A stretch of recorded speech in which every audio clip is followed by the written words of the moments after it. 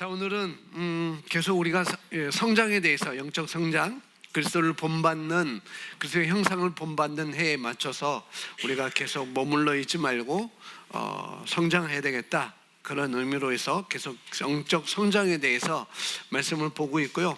또 여기와 연관된 책 중에 조그만 책이 있는데, 여기서 머물지 말라라는 것, 그 책과 함께 비교해서 말씀을 보시면 참 좋겠습니다. 여기서 머물지 말고 우리는 계속 성장해야 되고 계속 발전해 나가야 되고, 그런데 지난 시간에 우리가 영적 아기, 우리가 우리 자연적으로도 아기도 굉장히 보살핌이 많이 가야 되고, 어떻게 먹는 것도 제한되어 있고, 그런데 그런 과정이 있다고 한다면 거기에서 머물지 말고 이제는 성장해야 되겠죠. 그래서 그는 이제 성장하는 것, 유년기, 어린 시절, 차일드 홀드라고 했는데, 어린 시절, 유년기, 어린이 단계, 또 어떻게 보면은 청소년 단계까지 이렇게 볼 수가 있는데요. 오늘은 그런 부분에 대해서 오늘 말씀을 잠깐 보도록 하겠습니다. 그래서 어린이 단계는 어떤 단계인가? 영적 성장에 있어 두 번째는 어린이 단계입니다. 유년기고 청소년기라고 이렇게 볼 수가 있고요. 이제 조금 성장해서 영적 아기 때보다 조금 성장해서 어린이 단계가 되면 갓난아기의 단계의 특징들을 조금 가지고 있는데, 약점이 조금 보완되고 발전되는 모습들이 보입니다. 어린이 단계는 영적 갓난아기 때보다도 좀 발전됐고 또 약점이 조금 보완됐다는 거죠. 그래서 갓난아기 때는 보이는 대로 집어넣고 입으로 집어넣고 그랬는데, 이제는 어린이 때는 좀 그런 구별을 하게 되죠. 땅에 떨어진 사탕을 먹고 싶어도 모래가 잔뜩 묻어있기 때문에 먹고 싶어도 그건 먹지 않는 그런 약점에 보완되어 있고, 그러니까 어린이 단계는 그런 단계라는 거죠.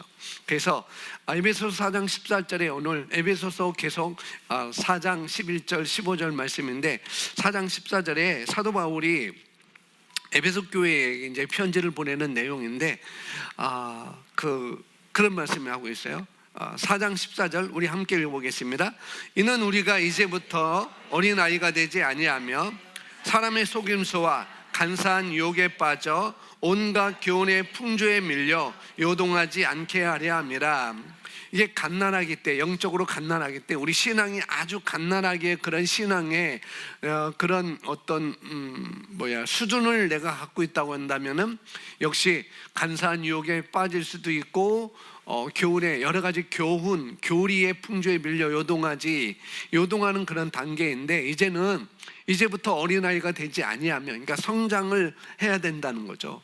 그런 단계에 있지 말고 성장을 해야 된다. 그러니까 어린이 단계도 이런 갓난아기 때의 그런 약점이 있지만은 이제 거기서 조금 더 발전을 해야 된다라고 이렇게 얘기를 하고 있어요. 사도 바울이 에베소서는 그 사도 바울 에베소 교회 성도들에게 보내는 편지였는데, 사도행전 19장에 보면은 사도 바울이 에베소 교회 성도들 가운데 한 12명 정도에게 세례를 줍니다.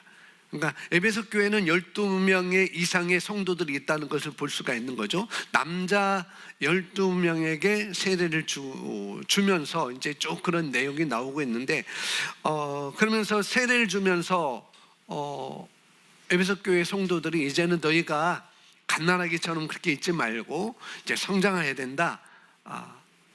그래서 요한일서 2장에서 자녀들아, 나의 자녀들아, 또 아이들아, 또 아비들아 라고 이렇게 말하는 것을 우리가 지지난 주일날 말씀을 봤는데, 에베소 교회에는 더 많은 성도들이 있는 것을 볼 수가 있었고, 그 에베소 교회에게 이제는 우리가 이제부터는 어린아이가 되지 아니하여, 이게 뭐냐면은 이제는 성장해야 된다는 거죠. 그래서 제목이 이제는 성장해야 됩니다. 이제 갓난아기로 있지 말고 아주 신앙에 있어서 아주 갓난아기처럼 그냥 떠먹여 주는 것만, 이유식만 먹는 게 아니라 단단한 음식까지 먹을 수 있는 그런 단계까지 우리가 성장해야 된다는 거죠. 그래서 사도 바울이 지금 에베소 교회에게 그런 어떤 권면 아닌 또 하나님의 말씀으로 자라나도록 그렇게 권면을 하고 있는 것이죠. 그래서 바울은 이제 우리가 더 이상 어린아이가 아니라라고 이렇게 하는 말로 보아서 어린아이가 되지 아니하여 이렇게 하는 말로 보아서는 사도 바울은 에베소 교회 성도들에게 성장을 하기를 원하고 있다는 것을 볼 수가 있습니다. 역시 하나님도 에베소 사도 바울뿐만 아니라 하나님도 우리에게 성장하기를 원하신다는 거죠. 그래서 영적 성장에서 유년기 어린아이는 어떤 사람인가라고 볼 수가 있는데, 요한일서 2장 14절에 보면은 우리가 첫 시간에 봤는데, 아이들아 내가 너에게 쓴 것은 너희가 아버지를 알았으며, 그러니까 유년기 어린 시절은 어떤 자들인가, 그들은 하나님 아버지를 알았다는 거예요. 말씀을 어느 정도 알고 있는 자들, 말씀을 접하고 말씀을 알고 있는 자들. 믿음은 어리지만, 예수님을 영접한 지 믿음은 어리지만 여러 면에서 성장한 사람들이라고 볼 수가 있어요. 이 어린아이들은 하나님 아버지가 누구인지 아는 단계까지 이르는 사람들. 그러나 그 하나님을 알았는데 그 아는 것에 대해서 더 깊이를 더 알아가는 그런 과정이 또 있어야 되겠죠. 그래서 이들은 이 어린아이들은, 아이들은 영적으로 또 신앙의 어린아이들은 꾸준하지 못하고 순간순간 바뀌죠. 꾸준하지 못하고 또 호기심도 많고, 우리 갓난아기 때도 호기심이 많다 그러죠. 호기심이 많으니까 이것저것 다 입에 들어가서 이 맛인지 저 맛인지 다른 것인지 뭐 그런 것 뭐 구별도 하지 않고 무조건 호기심 때문에 다 입에 들어가는 것, 그런 것들이 이 어린 그 유년기 어린 시절의 단계에 있는 신앙인들도 성도들도 신도들도 그런 호기심이 있고 꾸준하지 못하고 또 말이 많은 단계가 바로 어린 시절의 단계라고 이렇게 볼 수가 있습니다. 특별히 성경은 말에 대해서 뭐 꾸준하지 못하는 건 부지런하나라고 하는 것도 신명기 8장에서도 말하고 있고, 잠언서에서도 수없이 너희는 부지런해야 된다, 꾸준해야 된다, 성실해야 된다라고 많은 얘기를 하고 있고, 또 호기심이 많은 것은 그렇게 성경에서 많이 찾아보지 못했는데, 근데 말에 대해서는 굉장히 많이 언급을 하고 있는 것을 볼 수가 있습니다. 뭐 야고보서에서도 뭐 너희 혀가, 너의 입이, 너의 말이 작은 키지만은 배에 달려있는 키가 작은 키지만은 큰 배를 움직이는 것처럼, 방향을 조종하는 것처럼 너희 혀도 너희 말도 그런 효과가 있고 그런 능력이 있다라고 이렇게 말을 하면서, 특별히 제가 오늘은 잠언서 10장 19절에 말에 대해서 하나님은 또 잠언에서 어떻게 말하는지 말하고 있어요. 그러니까 어린 아이들, 어린 시절, 그러니까 신앙의 갓난아기에서 조금 성장하는 그런 유년기의 그런 정도의 신앙인들이 어떤 부분이 있냐면, 꾸준하지 못하고 호기심이 많고 말이 많다는 거죠. 그래서 잠언서 10장 19절에 이렇게 말하고 있어요. 함께 읽겠습니다. 말이 많으면 허물을 면하기 어려우나 그 입술을 제어하는 자는 지혜가 있느니라. 그러니까 말이 많으면 허물을 면하기 어렵다는 거예요. 말이 많으면은 허물이 나올 수 있다는 거죠.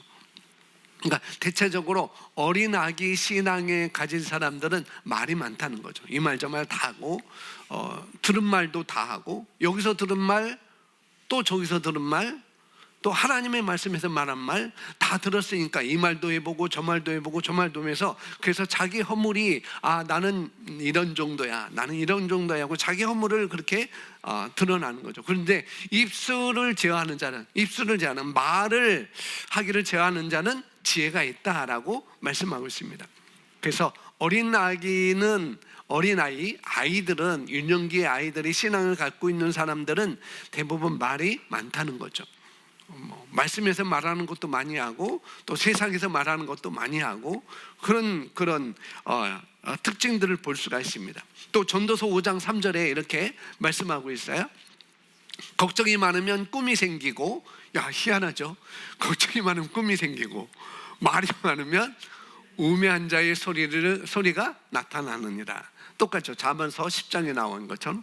그래서 전도서 5장 7절에 또 보겠습니다. 꿈이 많으면 헛된 일들이 많아지고 말이 많아도 그러하니 오직 너는 하나님을 경외할지니라.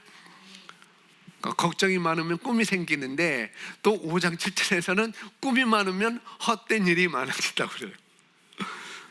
그리고 말이 많아도 헛된 일들이 많아진다라고 이렇게 성경은 말하고 있어요. 그래서 오직 너는 하나님을 경외하라 이렇게 말씀을 하고 있습니다. 요한일서 2장 14절에 보면은 아이들은 성경의 개념을 이해하는 법을 배웠어요.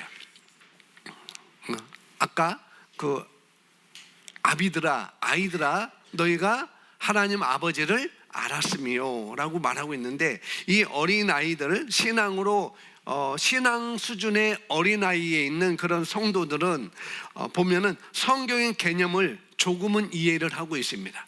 그러면 성경적인 용어도 조금은 이해를 하고 있고, 성경적인 용어를 말하기도 하고 이해했으니까 말하기도 하죠. 그리스도인, 성도, 뭐 10의 1조, 헌금, 뭐 감사헌금, 그런 이해들을 좀 하고 있는 거죠. 그래서 이 어린아이들은 이렇게 성경에서 말하는 그런 이해를 알기 때문에 대부분 그 율법으로 많이 이제 눌려 있을 수 있어요.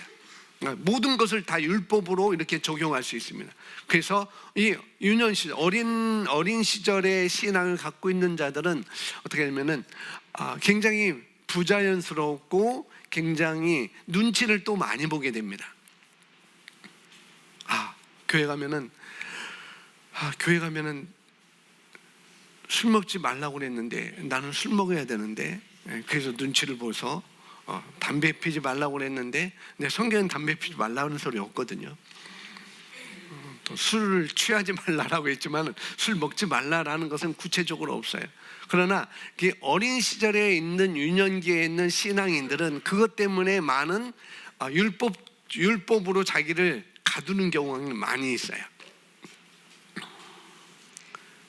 그래서 이 성경 용어를 사용할 줄 안다는 거죠. 말씀에서 뭐라고 말하는지를 사용할 줄 알고, 사용하는데 그 사용하는 그 아는 것으로 인해서 자기가 걸림돌이 돼요.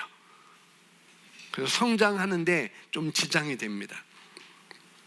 그리고 이 어린아이 유년 시절에 있는 아이들은 이 아이들아 내가 너에게 쓴 것은 너희가 아버지를 알았으며 라고 말하고 있는데, 뭐냐면은 하나님의 말씀이, 아버지를 알았다는 것은 다른 말로 하면은 하나님의 말씀을 알았다는 것이죠. 하나님의 말씀을 알아서 이제 하나님의 말씀이 내 삶에 이제 지도가 되는 거예요. 이렇게 가면 되겠구나, 내가 이렇게 살면 되겠구나라고 지도가 되는 것이죠, 하나님의 말씀이. 그리고 습관과 우선순위가 점점점 바뀌어 갑니다. 이제는 나만을 위해서, 내가 먹는 것을 위해서 그렇게 살았는데, 어린 시절에 갖고 있는 신앙인들, 성도들이 이제는 조금 습관이 바뀌어져요. 나만을, 자기중심적인 것이 아직도 남아있지만은 그래도 남을 섬기려고 하는 그런 태도를 보이는 것이 어린아기 신앙을 갖고 있는 사람들이라는 거죠. 그리고 이들은 잘못된 동기로 바른 일을 하기 십상이에요. 잘못된 동기로 바른 일을 하기에 십상이다는 거죠. 바른 일을 하는데, 옳은 일을 하는데 뭐예요? 동기가 잘못되어 있다는 거죠. 순수하지 못하다는 거예요. 다시 말해서 쉽게 말하면은 조건적으로 일한다는 거예요. 조건적으로 섬기고 조건적으로 뭐를 하고, 그런 것이 바로 유년 시절에 그런 신앙을 갖고 있는 그런 단계의 그런 성숙한 성장한 사람들의 모습이라고 볼 수가 있어요. 그래서 그래서 조건적으로 섬기고 조건적으로 봉사하고 조건적으로 뭐를 하기 때문에 생각했던 결과를 낳을 때만 골라서 일하는 성도들이에요. 자기가 생각했던 것을, 그 결과는 내가 이렇게 생각했는데 내가 이걸 이렇게 하면은 이런 결과가 나에게 오겠구나라고 생각하고 그 결과에 따라 섬기든지 봉사하든지 일하든지 하는 사람들이 바로 유년 시절에 신앙을 갖고 있는, 그런 수준의 신앙을 갖고 있는 사람들의 특징이라는 거죠. 결과를 낳을 때만, 나에게 이득이 될 때만, 나에게 유익이 될 때만 골라서 일하는 성도들, 그런 사람들이라는 거예요. 그래서 이들의 특징은, 거의 특징이 나오는데, 이들의 특징은 자기 중심주의와 이상주의라는 교만의 두 극단을 보인다는 거예요. 자기 중심적인 것, 그 다음에 이상주의라는 것. 그렇기 때문에 자기 중심적이고 이상주의의 그런 극단을 보이기 때문에 이들은 하나님에 대한 자신의 가치를 낮춰서 보는 태도가 있어요. 자신의 그러니까 우리가 말하는 자아상이죠. 자아상은 자아상이 굉장히 자존감이 굉장히 낮은 사람들이다라고 볼 수가 있는 거예요. 그리고 이들이 그러다 보니까 자기 중심주의와 이상주의라는 이런 삶의 태도가 있으니까 이들은 이런 성도들은 아주 감정에 자주 휘둘리게 아주 들쑥날쑥하는 것을 볼 수가 있습니다. 감정으로 그렇게 하는 것. 그러면은 우리가 갓난아기, 영적 아이, 조금 유년기의 신앙의 성도, 성장한 성도, 그 다음에 이제 성년의 그런 수준의 성도, 이런 것을 우리가 어떻게 구분할 수 있는지, 물론 여기서 이제 제가 설명을 했는데, 그런데 영적 성장, 우리가 성장해야 되는데, 그리스도의 장성한 분량에 이르기까지 그리스도의 형상을 본받아야 되는데, 영적 성장을 해야 되는데, 영적 성숙을 판단할 때 성경에서 말하는 통해서 우리가 알 수 있다는 거예요. 성경에서 저 사람은 어느 단계고 있구나, 저 사람은 영적으로 성장을 얼마큼 하고 있구나라는 것은 성경에서 볼 수 있어요. 그래서 마태복음 7장 16절에서 우리가 볼 수가 있습니다. 함께 읽어볼까요? 시작.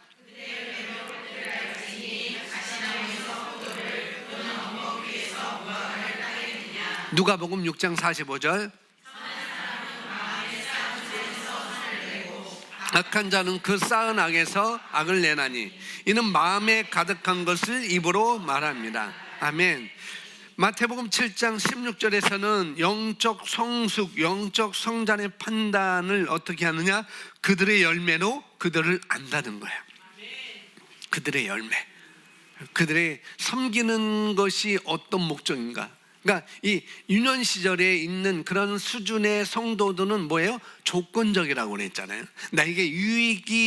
이게 나에게 유익이 되는가? 그러면 그 유익에 따라서, 그 결과에 따라서 그것을 하든지 안 하든지 그렇게 하고, 그러니까 그들의 열매로 그들을 알 수 있다. 이 사람은 영적 수준이, 이 사람은 신앙의 수준이 이런 단계에 있구나. 그들의 열매로, 그러니까 열매는 그 삶에 나타나는 것이죠. 입으로 말로 나타날 수 있고 그 삶으로 나타날 수 있어요. 그리고 마음에 가득한 것을 입으로 말한다고 그랬으니까 그 어린 성도들의 그 말을 보면은 이 사람은 어느 정도구나, 이 사람의 신앙 수준은 어느 정도다라고 알 수가 있는 것이죠. 그래서 영적 성숙은, 우리가 신앙의 성숙은 뭐냐면은 내 나이와 성숙도는 그다지 연관이 있지 않다는 거예요. 나이가 60이 되면은 신앙의 점수도 60이다? 그건 아니라는 거예요. 나이가 60이 됐어도 신앙의 점수는 5점일 수도 있고 10점일 수도 있고. 그런데 신앙의 나이가 이제 3개월이다. 그렇지만 그 사람은 3개월일지라도 신앙의 점수는 90점이 될 수 있고 100점이 될 수 있다는 거예요. 그래서 신앙의 성숙도, 신앙 영적 성장의 수준은 나이와 그다지 연관이 없다는 거죠. 그래서 영적 성숙도를 판단할 때, 영적 성장, 나는 어느 단계에 있다, 그걸 판단할 때 그리스도인이 된 지 얼마가 됐느냐 그런 것은 중요하지 않다는 거죠. 지금까지 제 경험으로는 20년 넘게 교회에 이렇게 목회를 하면서 볼 때 영적으로 미숙한 사람도 덜어 있고 나이가 많이 있고 신앙생활을 많이 있어 오래 있어도, 또 반면에 거꾸로 겨우 몇 달이 안 됐는데도 그 사람은 굉장히 섬기는 모습에서 또 말하는 그 말에서도 정말 열매가 다르다는 것을 많이 보아왔습니다. 그래서 열매로 나무를 알고, 마태복음 7장 16, 열매로 그 나무를 알고 또 마음에 가득한 것이 입으로 나오는 법이기 때문에 그래서 알 수가 있다는 거죠. 겉으로는 잠시 겉으로는 성숙한 것처럼 보일 수도 있어요. 그러나 열매로 그들을 알 수 있다는 거예요. 겉으로는 그렇게 알 수 있지만은 그러나 마음에 가득한 것이 입으로 나오기 때문에 결국은 시간이 흐르면은 실체가 드러나기 마련이라. 이 사람은 이런 종류구나 라고 드러나기 마련이라는 거죠. 그러나 그렇게 그런 실체가, 이 사람의 신앙의 수준이 그 말로 열매로 그 사람이 나타난다 할지라도 우리는 그를 미워하거나 정죄하거나 또 왕따시키면 안 되는 거예요. 그죠? 우리는 더 사랑으로 품어줘야 됩니다. 엄마가 그 아기가 뭐 4살짜리, 5살짜리, 6살짜리 아이가 하는 말이, 나타나는 열매가 아마 여기 말을 알아들을 수 있는 아이가 여기 이제 오후에 올 텐데 동구가 많이 있다고 한다면 동구한테 엄마가 집에 가서, 동구야, 저기 서랍이 있는데 그 서랍을 절대 열어보면 안 돼. 진짜야, 알았지? 절대 열어보면 안 돼. 그러면은 어떻게 될까요? 더 열어보고 싶은 게 인간의 육신적인 본성인 거예요. 그렇다는 거죠. 그래서 열매로 그들을 알 수 있다는 것. 근데 우리 나이가 50, 40 됐어도 누가 옆에서 아내가 또 남편이 저 절대 열어보지 마세요, 열어보면 안 돼요, 그러면 또 호기심 가져서 우리도 열어볼 수도 있어요. 그런 것들이 나의 영적 어떤 신앙의 수준이 될 수가 있다는 거죠. 그러면은 참된 성숙이 무엇인가 우리가 알아야 되겠죠. 에베소 4장 13절에 말씀하고 있어요. 우리가 다 하나님의 아들을 믿는 것과 아는 일에 하나가 되어 온전한 사람을 이루어 그리스도의 장성한 분량이 충만한 데까지 이르르니. 뭐냐면은 사도 바울은 에베소 4장에서 계속 성장하는 것을 말하고 있어요. 이제는 우리가 성장해야 되지 않겠니? 라고 11절 12절에서 계속 말씀하고 있고, 14절에서 13절에서도 이제는 하나님의 아들을 믿는 것과 또 아는 일에 하나가 되어서 온전한 사람을 이루어 그리스도의 장성한 분량이 충만한 데까지 이르느니 라고 말하고 있습니다. 그러니까 참된 성숙이라는 것은 결국 하나님의 말씀으로 기능하는 것입니다.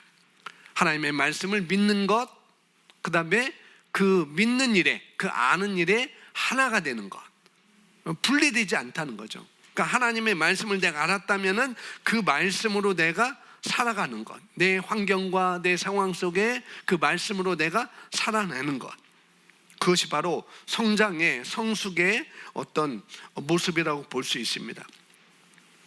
하나님의 말씀으로 사는 것이고 기능하는 것이고, 또 새로운 피조물, 새로운 본성을 가진 나로서 기능하는데, 살아가는데 익숙한 사람, 그 자리까지 가는 사람이 참된 성숙이 된다는 거죠.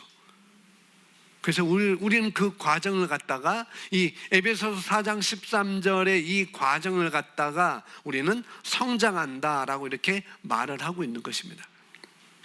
하나님의 말씀을, 하나님의 아들을 믿는 것과 아는 일에 하나가 되어, 다른 말로는 하나님의 말씀을 내가 알았다면은, 믿었다면은 그 말씀을 내 삶 가운데 그대로 살아내는 것, 그 자리까지 가는 것이 굉장히 중요하다는 거죠.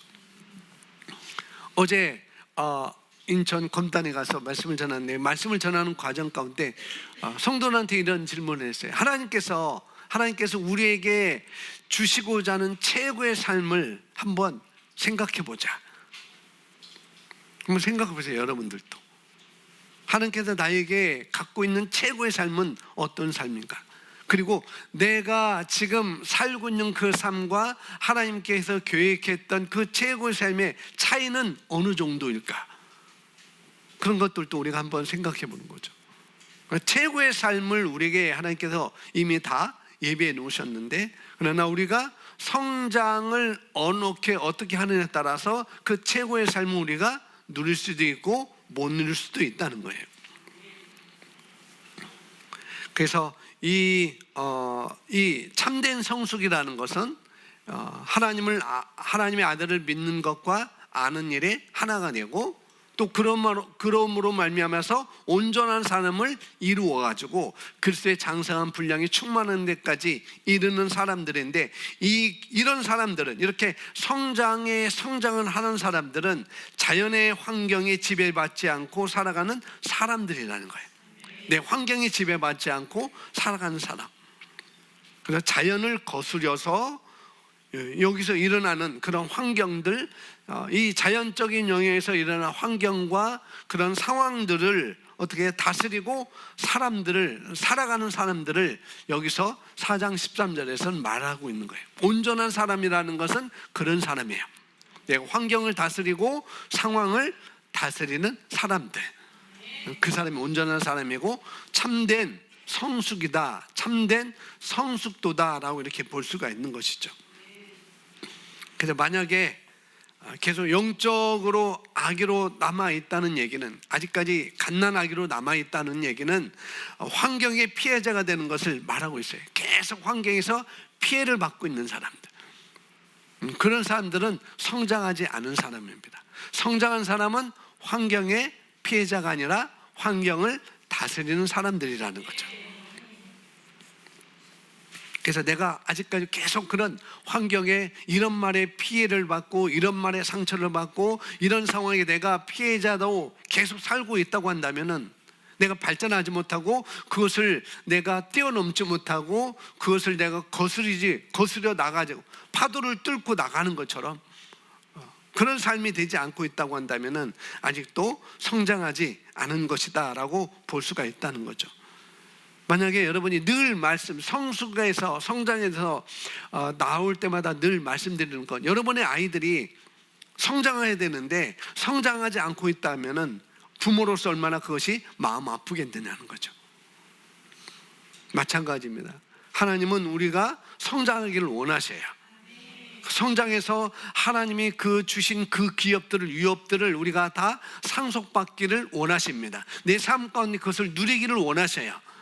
그런데 내가 성장하지 못해서 그걸 누리지 못한다는 것은 하나님도 너무나 안타까워하시겠죠.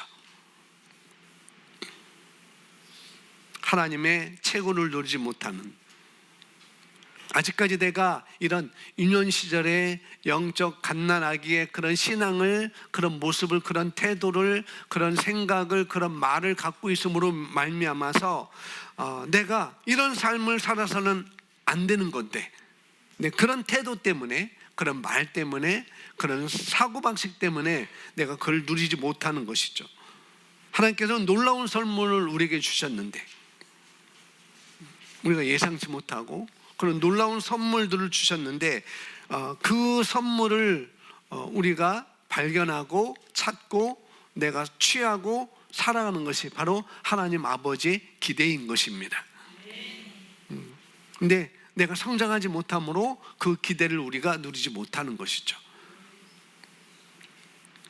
그래서 영적 아이의 믿음, 가치관, 태도, 행동들이 나와 있는데 여기 스크린에 나와 있어요. 여기 여러분 주보도 나와 있고, 영적 아이의 믿음, 가치관, 태도, 행동들이 나와 있어요. 보니까 첫 번째, 친밀한 관계에 신이 난다. 친밀한 관계에 신이 난다. 전에는 이런 관계를 경험해 보지 못했기 때문이다. 그렇게 말하고 있어요. 그 다음에 그리스도인의 언어를 꽤 많이 이해한다. 아까 말했죠. 그리스도인의 언어를 꽤 많이 이해한다. 다른 사람들의 높은 기대 때문에 또 환멸을 느끼기도 한대요. 그리고 느낌이 중요하다고 믿어요. 왜냐하면 영적 기복에 따라 이 사람이 아까 들쑥날쑥 한다고 그랬잖아요. 그런 영적 기복에 따라 느낌이 달라지기 때문에 이들은 느낌을 중요시하게 여깁니다. 그 다음에 배운 내용을 활용하는 지혜가 있지만 부족해요. 배운 내용을 활용하는데 내가 하나님의 말씀을 아는데 아버지를 알았으며 라고 했잖아요. 알았는데 근데 그것을 내 삶에 적용하는데 지혜가 좀 부족하다는 것이죠. 예를 들면은 믿음을 나눌 때, 말씀을 나눌 때 왜 지나치게 공격적이거나 또 친구들과 가족들을 대할 때 지나치게 율법주의적인 모습을 갖는 것이 바로 그런 모습일 수가 있습니다. 그 사람들이 자기를 제대로 돌봐주지 않는다고 믿고 있어요. 좋게 보이거나 칭찬받으려고 성숙한 그리스도인의 뭐를 낸다? 흉내를 낸다. 유년기 어린 시절의 신앙을 갖고 있는 사람들이 그렇다는 거죠. 그 다음에 말씀보다는 사람들의 말에 더 귀를 기울인다. 하나님의 말씀을 알지만 그러나 사람들의 말에 더 귀를 기울이는 모습을 볼 수가 있어요. 그래서 영적 아이는 나눌 때 하나님의 말씀을 인용하기보다, 그러니까 하나님의 말씀을 인용하기보다는 뭐예요? 어느 그리스도인의 말을 인용하는 거예요. 자기가 하나님의 말씀을 깨달은 그 말씀을 인용하기보다는 누가 말한 그것을 인용하는 경우가 많이 있다는 거죠. 그래서 영적 아이들은 다음과 같은 방식으로 영적 미성숙을 드러내요.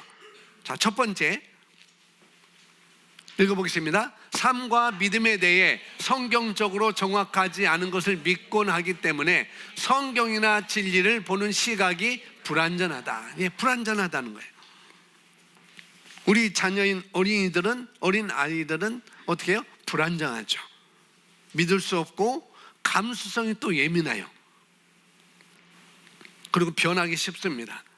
영적 성도들도, 영적 아이의 성도들도 마찬가지라는 거예요. 이들은 여전히 순진하지만, 그래서 베드로전서 2장 2절에 갓난 아이들 같이 순전하고, 아직까지도 순진하지만 그러나 에베소서 4장 14절에 이제 우리가 이제부터 어린아이가 되지 아니하여 성장해야 된다는 거죠. 그러니까 영적 아이들은 진리에 단단한 뿌리를 내리지 못하고 있기 때문에 오직 섬김과 관계를 통해서만 뭐예요? 가능한 경험도 하지 못했기 때문에 불완전하다는 거예요. 자, 두 번째 보겠습니다. 시작. 바른 일을 하기는 하지만 잘못된 동기에서 한다. 아까 얘기했죠? 어떤 일을 하긴 하는데, 봉사를 하든지 뭘 하는데 잘못된 동기에서 한다는 거죠. 그것을 마태복음 15장에서는 이렇게 말씀하고 있습니다. 이 백성이 입술로는 나를 공경하되 마음은 내게서 멀도다. 그러니까 다른 거죠. 바른 일을 하기는 하지만 잘못된 동기로 일을 하는 경우가 많이 있습니다. 그래서 우리 성도들은 섬김의 동기를 잘 살펴봐야 돼요. 예수님은 사람들이 바른 말을 하거나 바른 일을 하지만 마음이 잘못된 경우가 있다고 마태복음 15장 8절에서 말씀을 하고 있습니다. 마음은 내게서 멀도다. 하나님을 위한 것이 아닐 수도 있다는 거예요. 멀다는 거예요. 일은 하지만. 자, 세 번째 읽어보겠습니다. 영적 아이들의 섬김은 조건적이다. 예, 그래요. 조건이요. 아까 두 번째하고 별반 차이가 없는데, 영적 아이들은 자기중심적이고 어떤 사람은 인정받으려고 섬기려고 하는 사람들이 있다는 거죠. 예, 어린아이 신앙을 가지고. 어떤 사람은 자신의 그 일을 하면서 자신의 뿌듯함을 느끼기 위해서 일하는 사람들이 있어요. 내가 이 일을 함으로 내가 뿌듯하다. 내가 하나님께 인정받는다. 그런 마음으로 일하는 사람들이 있는데, 섬기는 사람들이 있는데, 바로 이들이 바로 영적 아이들이라는 거죠. 유년 시절에 신앙을 갖고 있는 그런 단계의 아이들. 근데 대체적으로 이러기 때문에 영적 아이들 섬김은 조건적이기 때문에 때로는 섬기려면 뭔가를 희생해야 한다고 할 때는 슬쩍 슬그머니 뒤로 빠져버립니다. 이게 유년 시절에 신앙을 갖고 있는 수준의 아이들이에요. 뭔가를 희생해야 돼요. 시간을 희생해야 되고 내 노력을 희생해야 되고, 그럴 때는 어떻게 해요? 그런 현실에 부딪히면 이내 사라져 버리기도 하는 성도들이 바로 어린 유년 시절의 신앙의 수준을 갖고 있는 사람들입니다. 사도 바울은 이런 사람들을 이렇게 표현하고 있어요. 저기 성경에 이제 여러분 유인물은 성경에 안 써 있는데, 자, 고린도전서 3장 1절에 형제들, 내가 신령한 자들을 대함과 같이 너에게 말할 수 없어서. 신령한 자들, 아까는 온전한 사람들, 그런 사람들과 너희 대할 수 없어서 어떻게 육신에 속한 자 곧 그리스도 안에서 어린 아이들 대함과 같이 하노라 라고 말한다는 거죠. 내가 너희에게 젖으로 먹이고 밥으로 아니하였노니 이는 너희가 감당하지 못하였음이거니와 지금도 못하리라. 3절에 너희는 아직도 육신에 속한 자로다. 너희 가운데 시기와 분쟁이 있으니 어찌 육신에 속하여 사람을 따라 행함이 아니니요. 그러니까 아직 어린아이들은 이런 것으로 섬긴다는 거죠. 교회에 속해 있어요. 어떤 그룹에 소그룹에 속해 있으나, 그러나 믿음에서는 여전히 아이들이거나 아기들이라는 거죠. 갓난 아이거나 아이들처럼 그런 신앙의 모습을, 믿음에서는 그런 모습을 보인다는 거예요. 그래서 이 영적 아이들, 유년 시절의 아이들은 교회에서 중요한 일을 맡기기보다는 덜 중요한 부분을 맡기고 섬기도록 하는 것이 지혜로운 것입니다. 자, 네 번째 보겠습니다. 시작. 영적 아이들은 진리를 알 만큼 지혜롭지만 그 지혜를 어떻게 사용하는지 모를 만큼 어리석다. 예, 똑같은 것 반복되고 있는데, 지나치게 열정적이고 또 사람들을 하나님에게서 멀어지게 하기도 해요. 영적 아이들은 진리를 알 만큼 지혜롭지 못해요.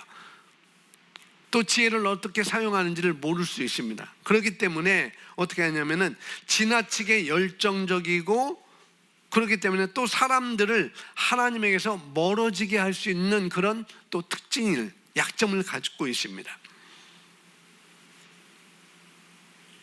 이런 사람들은, 이 영적 아이들은 진리를 알 만큼 지혜로워요. 그래서 요한일서 2장 20절에 이렇게 말하고 있습니다. 이런 자들을 이렇게 말해요. 너희는 거룩하신 자에게서 기름 부음을 받고 모든 것을 아느니라. 그러니까 아이들아 라고 요한일서 2장에서 자녀들아, 갓난 아이들, 그 다음에 아이들, 그 다음에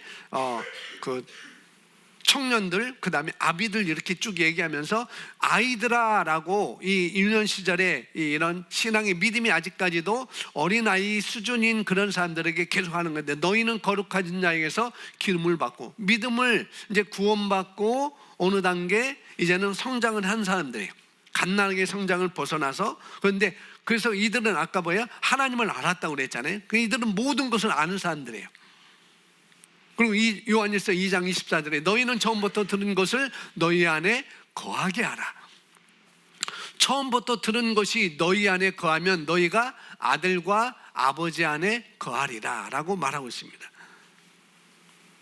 뭐냐면 이들은 자신의 관심이 있는 주제나 자신이 다루는 상황과 관련해서 성경이 말하는 말을 공부하고 알려고 한다는 거죠.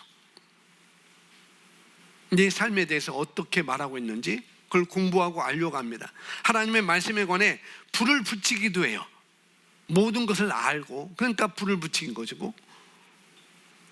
그러나 이들의 상황은 예수님처럼 다루지 못한다는, 모든 것을 알지만 너희 안에 거하게 하라. 너희는 처음부터 들은 것을, 그 말씀을 너희 안에 거하게 하라. 알지만 그 아는 것을 내 삶에 장착하라는 거죠. 거하게 하고 그것을 내 삶 가운데, 상황 가운데 살아가도록 하라라고 그렇게 말하고 있는데, 그러지 못하다는 거예요. 이들은 예수님처럼 다루지 못, 그 상황을 예수님처럼 다루지 못해요. 제가 성경 써놓지 않았는데 마태복음 4장에 보면은 예수님께서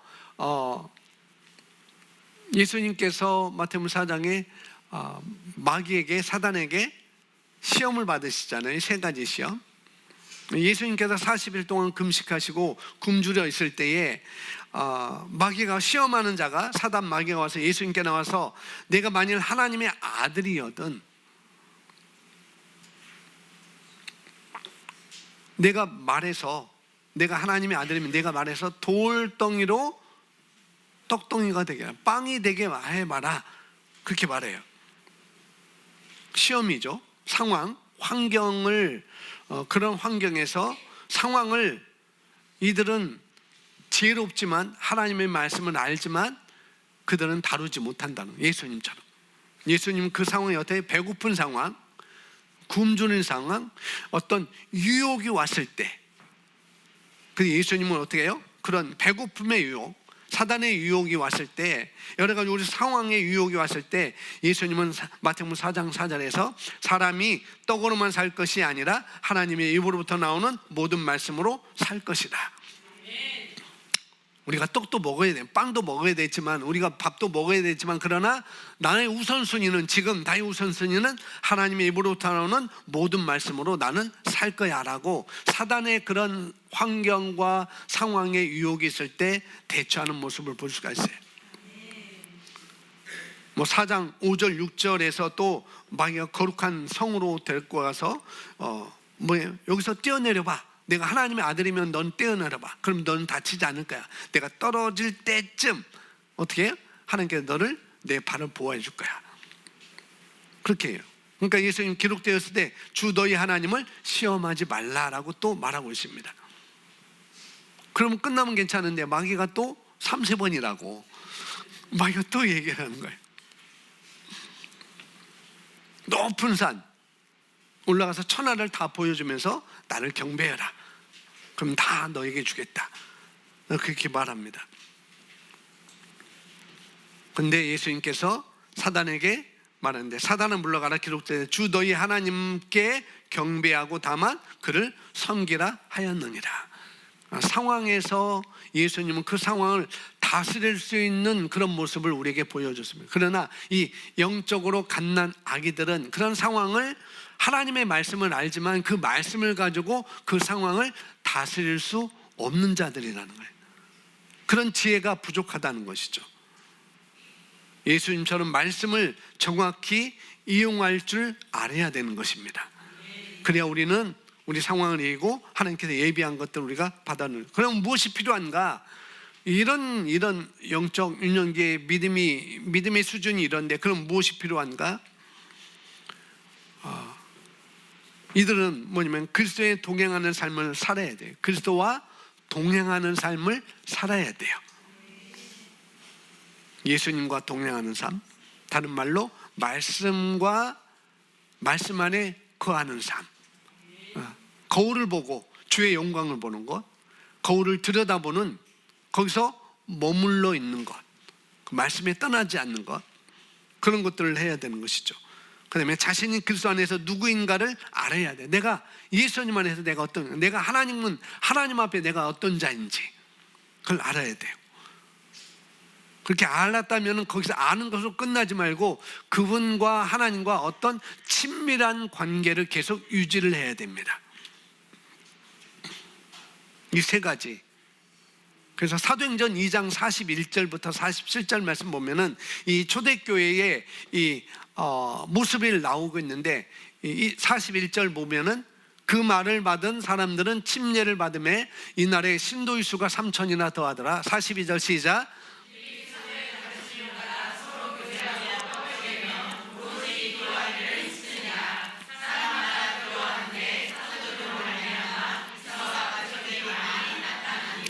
여기 보니까 42절에 무엇보다도 초대교회 성도들은 성경과 사도들의 가르침에 힘썼어요. 하나님의 말씀을 배우는 일에 힘썼다는 거죠. 즉 말씀이 내 삶이 중심이 되도록 사도의 가르침을 받아 서로 교제하고 떡을 떼며 오로지 기도하기를 힘씁니다. 하나님의 말씀이 내 삶의 중심이 이루도록 그렇게 했다는 거죠. 그래서 하나님의 말씀이 내 중심이 이루지 않으면, 중심을 이루지 않으면 영적으로 성장할 수 없다는 거예요. 또 성도들, 이 초대교회 성도들은 성찬에 참여했습니다. 서로 교제하고 떡을 떼며, 떡을 뗐다는 것은 성찬을 했다는 거예요. 그리고 성찬에도 힘썼고 자신들이 전에 누구였고 하나님께서 우리들을, 하나님께서 나를 어떻게 무엇을 통해서 구원하셨는지 그걸 또 어떻게 해요? 기억했습니다. 그리고 40에 이들은 기도에 전혀 힘썼습니다. 기도하기를 힘쓰니라. 기도할 때 우리는 성장할 수 있습니다. 말씀과 기도로 우리는 성장하는 거예요. 44절 믿는 사람이 다 함께 있어 모든 물건을 서로 통용하고 또 재산과 소유를 팔아 각 사람의 필요를 따라 나눠주며 라고 말했습니다. 교제하고 함께 있었고 나누었어요. 교제하고 함께 있었고 나누었습니다. 이들은 믿음의 사람들과 믿는 사람이 다 함께 있어 믿음의 사람들과 어떻게 해요? 함께 있는 것을 좋아했고 함께 그들과 교제했습니다. 왜냐하면 서로 허물 없이 지냈다는 것이죠. 이들은 나누었고 도움이 필요한 사람들을 모두 섬겼고, 그러니 교회 성장은 놀랍게 성장했다는 거예요. 믿는 자의 수가 3,000이나 되더라. 이렇게 하다 보니까 교회까지 성장하고 그런 모습을 볼 수가 있습니다. 그리고 뒤에 보면은 날마다 마음을 같이하여 성전에 모이기를 힘쓰고 집에서 떡을 떼며 기쁨과 순전한 마음으로 음식을 먹고 하나님을 찬미하며 또 온 백성의 칭송을 받으니 주께서 구원받는 사람을 날마다 더하게 하시니라. 그러니까 성장은 그냥 되는 게 아니라는 거죠. 믿음의 사람들과 함께 있고 교제하고 모이기를 힘쓰고 마음을 같이하고 또 함께 서로 떡을 떼며 기쁨과 순전한 마음으로 음식을 먹고, 그런 것을 통해서 성장하고 또 하나님을 찬미하고, 이럴 때 성장할 수가 있는 거라는 거죠. 자, 마지막 보겠습니다. 마지막 보면은 읽어볼까요? 학생이라면 폭력적인 언행을 하거나 부모님을 거스르는 일을 하도록 자신을 허락하지 마십시오. 학생으로 썼는데 유년기, 청소년 그런 다 되겠죠. 학생이라면 폭력적인 언행을 하거나 부모님을 거스르는 일을 하도록 자신을 허락하지 마십시오. 이게 유년 시절, 어린 시절에 해당하는 것이죠. 여기 청소년들이 있는데 목사님 누가 몰라서 안 하나요? 그럴 수도 있을 거예요. 몰라서 안 하나. 그런데 내가 이렇게 되기 위해서는 필요한 것이 뭐냐는 거죠. 내가 성장하기 위해서는 필요한 것이 뭐냐? 이런 학생이 되기 위해서는 필요한 것이 무엇인가? 부모님을 거스르지 않거나 폭력적인 언어를 쓰지 않는 자녀가 되기 위해서 필요한 것이 무엇인가? 그럼 여러분 스스로도 또 아셔야 돼요. 말씀을 고백함으로 말미암아 그 말씀이 나에게 장착됨으로 말미암아 그렇게 장착되도록 만드는 것이죠. 하나님의 말씀이 내 안에 만들어지도록, 내 안에 스며들도록 만드는 것입니다. 그래서 부모님들은 자녀들에게 반드시 그것을 알려줘야 돼요. 그것은 어릴 때 할수록 굉장히 효과적이겠죠. 그래서 땡깡 부리는 아이에게 넘어가 주면 그 아이도 힘들고 엄마도 힘들어요. 자꾸 땡깡 부리고. 왜? 계속 땡깡 부릴 거니까. 우리 엄마 약점은 땡깡 부리면 다 들어주는구나.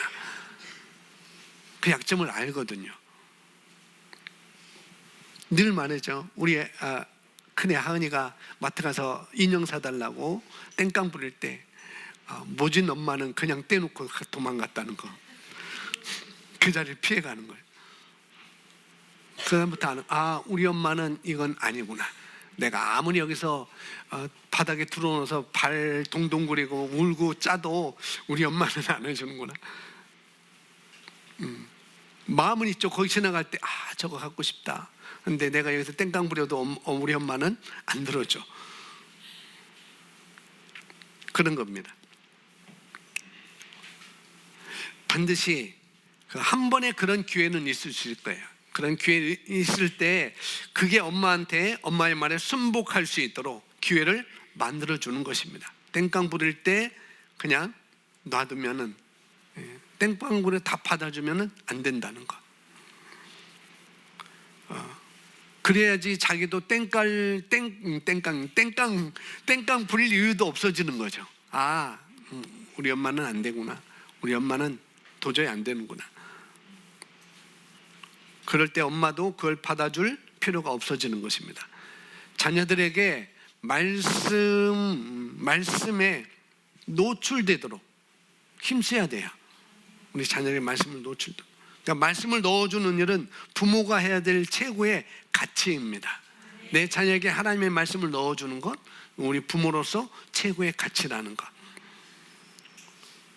부모들은 자녀에게 그렇게 하라고 맡겨진 거예요. 선물로 내게 준 게 아니에요. 여러분의 자녀가 여러분 것으로 생각하면 안 됩니다. 그렇지 않습니다. 내 것이 아닙니다. 여러분 분신이 아니에요. 하나님께서 저와 여러분에게 맡기신 것입니다.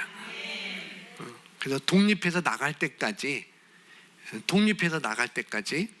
말씀을 장착시켜 주라고 맡긴 임무를 우리는 다 하는 것입니다.